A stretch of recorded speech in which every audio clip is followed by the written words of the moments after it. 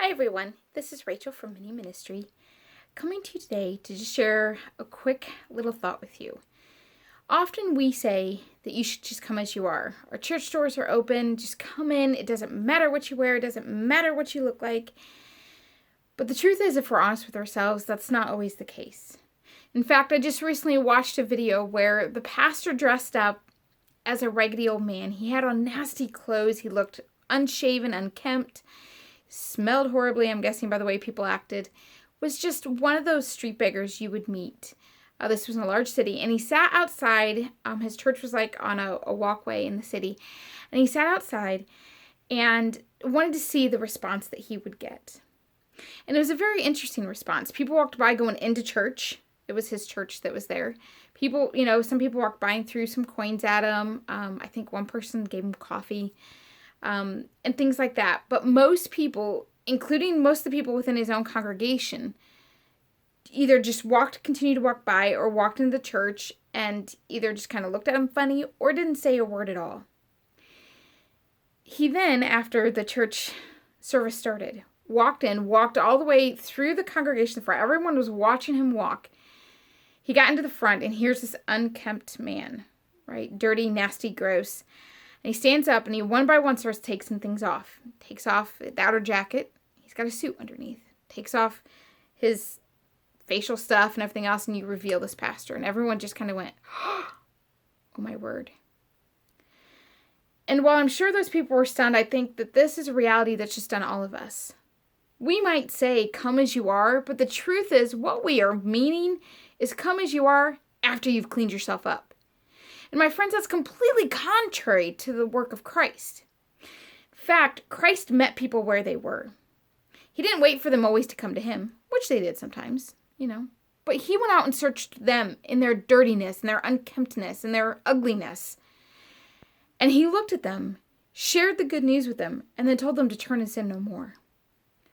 So yes, you can come as you are, and I hope you do come. Come through your church doors with your sin and your guilt and your shame. Come with all that baggage that you have. But don't let it remain in you. Instead, listen to the gospel of Christ and let his truth change who you are. Because then you'll turn out from those doors. You'll turn out from that sin, that shame, and you will be free. Those chains will fall away. I don't want to be person walking past the homeless guy simply because I'm too busy, right? We don't want to be the people like in the story in the parable of the Good Samaritan that we're just going to cross the street and go the other direction because we could say, oh, we don't have enough time, or that person doesn't belong in my neighborhood, or I don't know them. And that's true. And while we have to be discerning because, we don't want to get injured, that we do live in a world where those things can happen. However, we must love the least of these. That is what we have been called to do. And my friends, sometimes that means us thinking outside the box and stooping down to that homeless man. Maybe to give him money, maybe to give him a meal. But let's start by giving him the good news of the gospel. Let's start by being Christ. Let's open our hands. Let's open our wallets. Let's open our time so we literally look like Jesus. Because otherwise, we're like everybody else who passed that man.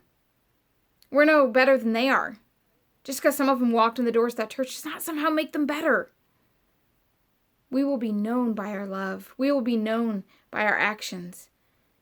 And the day's going to come when we stand before God and I want to say, Lord, I fed the hungry. I clothed the naked. I helped the poor.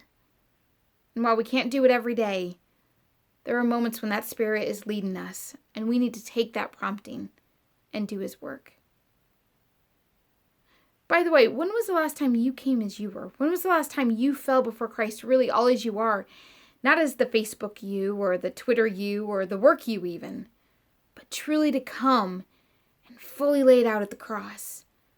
Because when we come as we are, God can then change us to who he wants us to be. That, my friends, is beautiful. Hope y'all have a blessed day. Till next time.